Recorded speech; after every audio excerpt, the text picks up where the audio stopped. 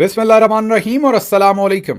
11 फरवरी पाकिस्तान में बुध की दोपहर और Asim Munir de facto form 47 military raj day 73। अब चलते हैं आज की अहम खबरों की तरफ और आज की सबसे पहली खबर बलूचिस्तान के बारे में, जहां से नवाब अख्तर मैंगल बलूचिस्तान नेशनल पार्टी के सरबराह और NA 256 NA 256 खुजदार से इलेक्टेड MNA, उन्होंने इस्तीफा दे दिया है अपनी MNA की सीट से और स्पीकर कौमी असम्बली ने उनका इस्तीफा भी मंजूर कर लिया है। यह बहुत ही इंपॉर्टेंट डेवलपमेंट है क्योंकि अख्तर मैंगल साहब ने इस्तीफा आज नहीं दिया, कल नहीं दिया, पिछले महीने नहीं दिया, पिछले साल नहीं दिया, बल्कि उससे भी पिछले साल सितंबर 2024 प्रिसाइजली 3 सितंबर 2024 को उन्होंने इस पोजीशन से इस्तीफा दिया था। याद रहे कि इलेक्शन हुआ था 8 फरवरी 2024, उसके बाद वो MNA मुंतखब हुए और 3 सितंबर 2024 को उन्होंने इस पोजीशन से इस्तीफा दे दिया। लेकिन उनके इस इस्तीफे को पूरा 2024 का जो सितंबर के बाद का टाइम था वो भी रखा गया, 2025 का पूरा साल दबाकर फाइल में रखा गया, 2026 के दूसरे महीने में जाकर यह इस्तीफा मंजूर किया गया। मतलब पूरे 18 महीने या 17 महीने जो हैं वो इस इस्तीफे को दबाकर रखा गया। जाहिर है जनरल्स की मर्जी होती तो यह सितंबर में ही इस्तीफा जो है वो मंजूर हो जाता। यहां एक बात आपने और भी ज़हन नशीन रखनी है कि इस फैसले की रेमिफिकेशंस बहुत सारी होंगी या इसकी बहुत इंपॉर्टेंस है, क्योंकि हाल ही में बलूचिस्तान के तकरीबन 12 मकामात या 12 शहरों पर दहशतगर्दों ने एक बहुत ही खतरनाक किस्म का हमला किया और हमला ऐसा खतरनाक था कि उन शहरों में 3-3 दिन कई जगहों पर दहशतगर्द मौजूद रहे। इतना खतरनाक हमला था कि वॉल स्ट्रीट जर्नल जो है वो एक मजमून लिखता है और बताता है कि माजी में भी जब जब लॉ एंड ऑर्डर की सूरत हाल ऐसी बनी तो अमरीकी सरमायाकार जो थे या दूसरे बड़े सरमायाकार वो बलूचिस्तान से दूर रहते थे। अभी भी उनके मजमून का तकरीबन टोटल मतन यही है या समरी यही है कि शायद अमरीकी सरमायाकार जो हैं वो जुर्रत ना करें या वो अपने आप को डिस्टेंस करें और ये जो बलूचिस्तान के अंदर इन्वेस्टमेंट की हामी भरी थी उसको शायद अब पाया तकमील तक ना पहुंचाया जा सके। कोई क्लियर बात तो नहीं लिखी, लेकिन इशारा इसी तरफ कर रहे हैं कि ये जो लॉ एंड ऑर्डर की और वहाँ शोरिश खड़ी हुई है उसके बाद बलूचिस्तान के अंदर जो इन्वेस्टमेंट के मामला थे वो शायद अब खराब होते हुए नजर आ रहे हैं। मतलब कि ये जो हमला हुआ था दहशतगर्दों का जो भी मकसद था, लेकिन उसमें एक लार्जर मकसद उनका जो वहां पर फसाद फैलाना था, अनसर्टेनिटी फैलानी थी, इन्वेस्टमेंट के लिए अगर कोई मौजू माहौल सोच रहा था तो उसको खत्म करना था, उसमें वो काफी हद तक कामयाब हुए हैं। अब अख्तर मैंगल साहब जो हैं इनके इस्तीफे की कई और जहतें भी हैं। अख्तर मैंगल साहब उन चंद बलूच सरदारों में से हैं जो खुलकर ऐलान तो नहीं करते, लेकिन आपको वो सेपरेटिस्ट के साथ थोड़ी हमदर्दी रखते हुए भी नजर आते हैं। कभी कभी वो नाराज होकर दुबई चले जाते हैं, फिर वापस आ जाते हैं। जितने भी बलूच सरदार हैं उनमें सबसे ज्यादा जो इस वक्त, एक तो वो हैं जो पहाड़ों पे चढ़े हैं, लेकिन जो यहां सियासत करते हैं उनमें तकरीबन सबसे ज्यादा वोकल हैं अख्तर मैंगल साहब और ज्यादातर नाराज रहते हैं पाकिस्तान की रियासत के साथ। लेकिन यहां एक और बड़ा इंपॉर्टेंट पहलू है और वो ये है कि जब जब जनरल्स को जरूरत पड़ती है तो अख्तर मैंगल साहब उनके इंटरेस्ट को प्रोटेक्ट भी करते हैं और वहां वोट भी करते हैं। है ना मजे की बात। एक तरफ सेपरेटिस्ट जो है उनके लिए भी कोई ना कोई हमदर्दी नजर आती है, दूसरी तरफ जनरल्स के साथ भी मिलकर खेल लेते हैं। मसलन अप्रैल 2022 में जब इमरान खान साहब के खिलाफ नो कॉन्फिडेंस का वोट हुआ तो अख्तर मैंगल साहब भी उस पूरी कितार में शामिल थे जिन्होंने जनरल बाजवा और जनरल नदीम अंजम के कहने पर इमरान खान के खिलाफ वोट ऑफ नो कॉन्फिडेंस दिया था। इसलिए यह कहना कि वो मुकम्मल तौर पर जनरल से आज़ाद हैं यह दुरुस्त बात नहीं है। अच्छा, अब अख्तर मैंगल साहब के लिए और भी जैसे जैन जी ने सभी के लिए मसले बना दिए हैं, अख्तर मैंगल साहब के लिए भी मसाइल हैं। मसलन जब से मारंग बलोच और दूसरे जो यंग लीडर्स हैं बलूचिस्तान में, उन्होंने ट्रैक्शन लेना शुरू किया है, आवाम ने उनको फॉलो करना शुरू किया है, उन्हें लीडर मानना शुरू किया है या उनकी पॉपुलैरिटी बढ़ी है, तो ये जो कन्वेंशनल किस्म के लीडर्स, जो पुराने रवायती लीडर हैं बलूचिस्तान के, उनके ऊपर बहुत शदीद प्रेशर आया है कि वो भी थोड़ी मुख्तलिफ सियासत करें। मारंग बलोच अब आप खुद ही सोचिए कि इस वक्त गिरफ्तार है, दूसरी तरफ अख्तर मैंगल MNA हैं, अगर वो असम्बली में भी आते हैं, तकरीरें भी करते हैं, तमाम चीज़ें उनकी ऐसे ही चलती हैं जैसे कि दूसरे बलोच या पश्तून सरदारों की जो बलूचिस्तान से हैं उनके मामला ठीक चलते हैं। तो आप खुद ही सोचिए आवाम की नज़र में कौन हीरो होगा।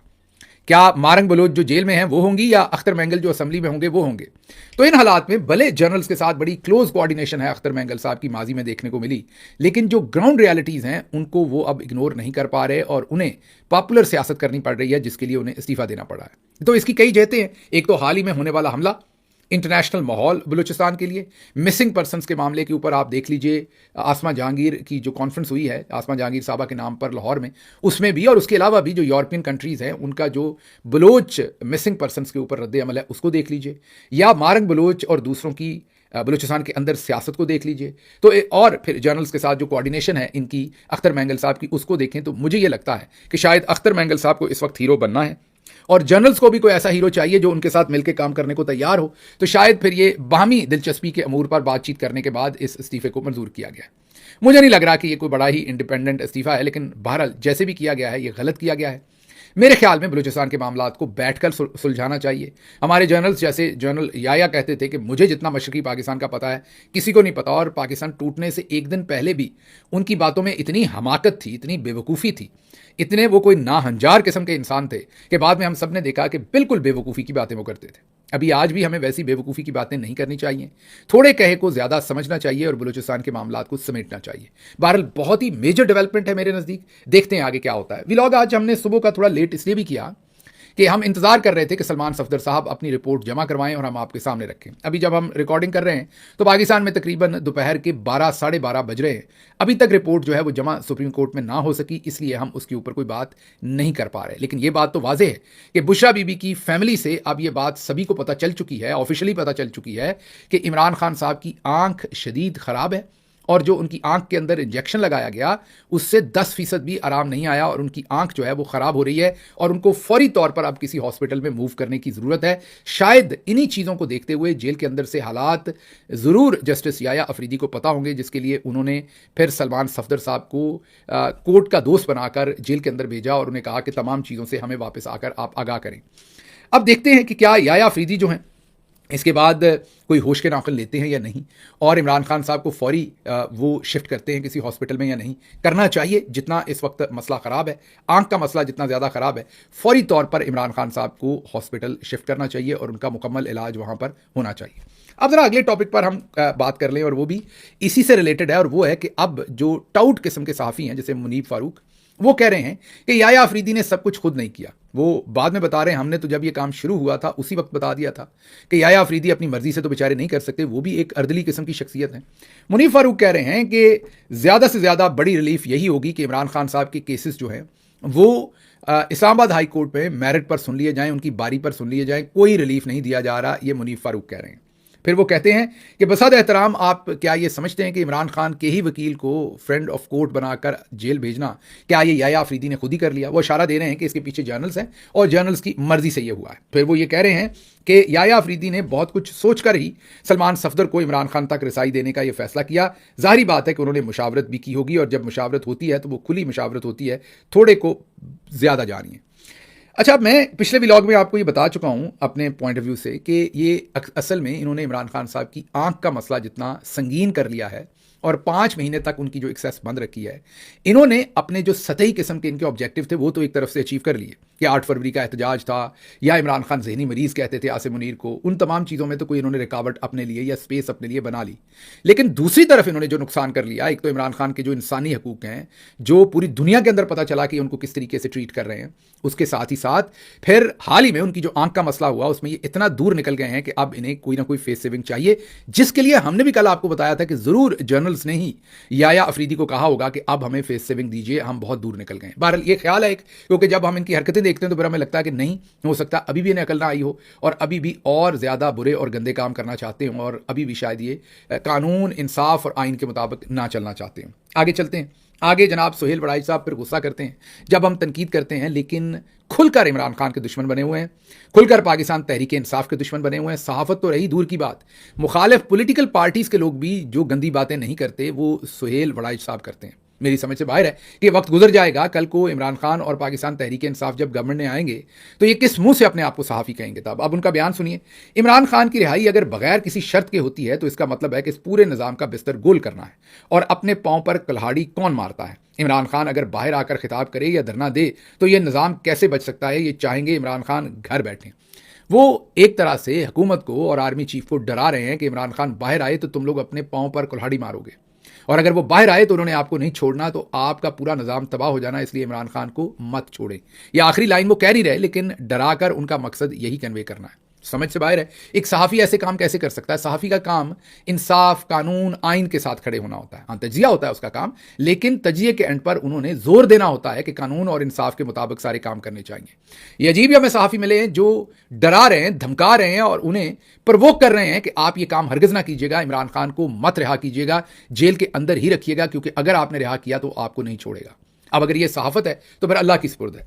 अगली खबर की तरफ चलते हैं। अगली खबर मैंने आज आपसे एक और डिस्कस करनी थी, एक गलती जो पाकिस्तान तहरीक-ए-इंसाफ की लीडरशिप कर रही है।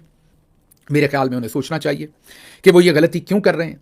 गलती वो ये कर रहे हैं कि इमरान खान साहब की मुलाकात तो जाहिर है पिछले 5 महीने से नहीं हो रही, लेकिन वो जो लिस्ट है जिसमें नाम डाले जाते हैं कि बतदरीज जो हैं वो जूनियर तरीन लोगों के नाम भी हैं इमरान खान के साथ मुलाकात के लिए डाले जाते हैं।